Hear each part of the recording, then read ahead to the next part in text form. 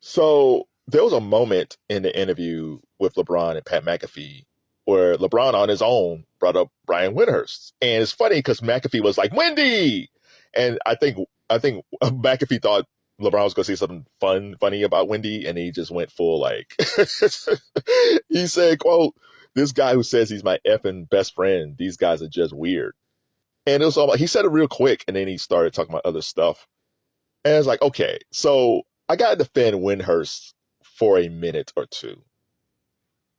I never heard Windhorst say anything bad about LeBron, like full on bad. Like he might, in recent years, he's probably been critical of a few things, but for the most part, I say more than 90% of the time, 95% of the time, Windhorst has said nothing but positive things about LeBron. Even when LeBron left the Cavs and went to the Miami Heat, like Windhorst said nothing but positive things. And it's funny to me when like I'm looking at the comments and people say, yeah, he roasted that fat dude. It's like, man, y'all rough. Y'all rough on a dude that's never said anything bad. Like it'd be different if it was like Stephen A and LeBron, but Winters never says hardly anything bad about LeBron. Now, I don't know the intricacies of their professional relationship.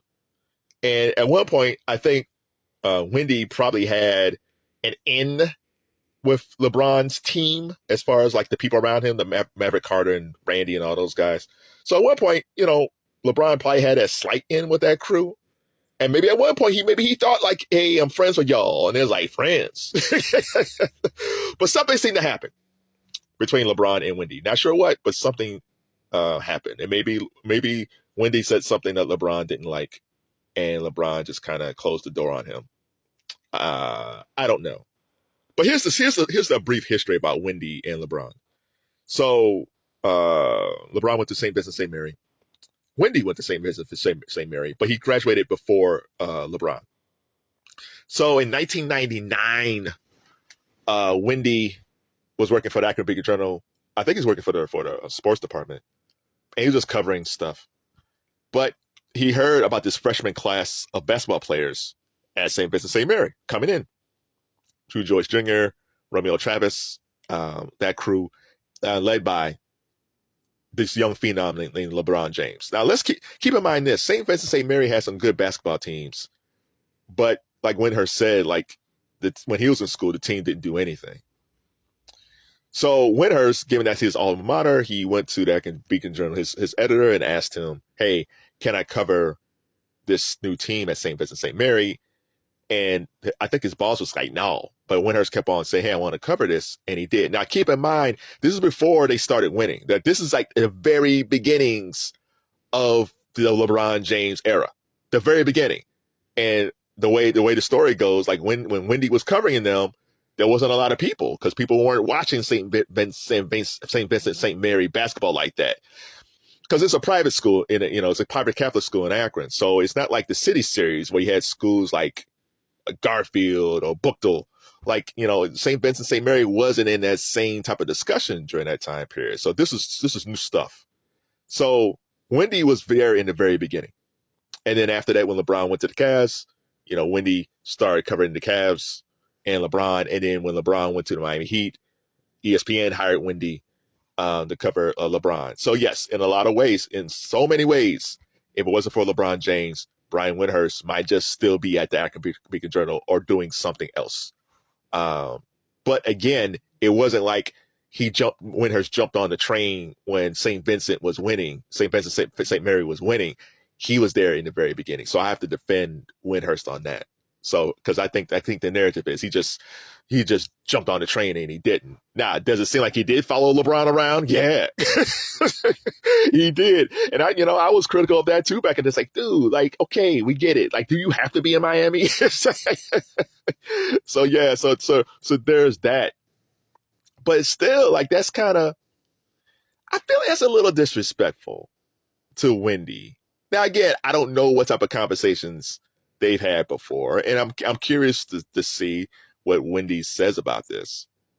The thing that LeBron has to watch out for, because it's his interview, I mean, he went after Stephen A., he went after Wendy. And, journalists is kind of prideful. And not so much Wendy and Stephen A., but I'm saying like other journalists. They might look at LeBron and say, hey, man, it's one thing if you're going after Stephen A. Smith, but Wendy really hasn't said much about you. And I feel like when you take shots like that, like LeBron is doing, you got to make sure like everything is clean, that you have no skeletons. Because the thing about the media is the media is on every day. They write every day. They're on the radio. They have newspapers. They have blogs. Like, they can write every day something about you. So if I'm LeBron, I got to make sure I don't have any deep, dark secrets. Because now all of a sudden we don't want to start seeing stories like sources said that, or I talked to a source that, or back in 2005, something like. So if I'm him, if I'm LBJ, if I can give him a little bit of advice, I would say stop going after these media guys. Stephen A is just blustery, so Stephen A is already talking about the interview. So that's Stephen A.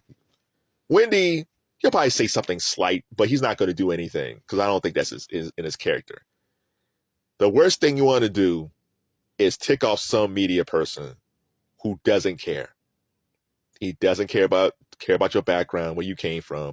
He doesn't care about your championships. He doesn't care about you being the GOAT. There's always going to be one person out there that feels like this guy needs to be humbled. Or, oh, okay, I've had this story I've been sitting on for the past 5 years about him. Let me look this up again. I'm just telling you. So LeBron seemed like he had a lot of stuff to get off his chest when he was talking to Pat McAfee, but I'm telling you, don't keep on trying to piss off the media. I'm telling you, man, because I feel like the media's kind of protected LeBron for a lot of years. And there's always a point where a dude thinks he's Teflon. John Gotti thought he was Teflon and he didn't think he was going to go to prison. And he did. If I'm him, make this like a one-off. Make it just keep it on Stephen A. Make Stephen A your Lex Luthor. Make him your Joker, right? Skip and Stephen A. Make those the only two that you don't like. Don't tick off anybody else, brother, because I'm telling you, man, the media could be very petty. Like LeBron could be petty, and they could be even worse. Because even if there's just sources, people tend to believe stuff. So I don't know why you went after Wendy. But hopefully this is the last time he does it.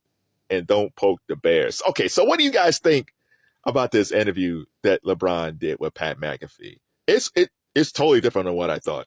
It's really totally different. Because I figured he was just talking, say a little bit about Stephen A. and he'll talk about basketball and things like that in his career. I thought it was just going to be a regular interview, but LeBron, it's like LeBron Uncut. Yeah, it's like BET Uncut back in the day. This is like LeBron Uncut. And all this stuff came out. It's like, wow, this is very entertaining. But it's like, man, like, did he just have a lot of stuff on his chest? Is he mad about something? What can it be? So what do y'all think? I think most people enjoyed the interview. I enjoyed the interview. I'm still going through it. I really enjoyed the interview. It's good to see him be this open about things. But he does have to watch himself because he doesn't want to poke the wrong bear.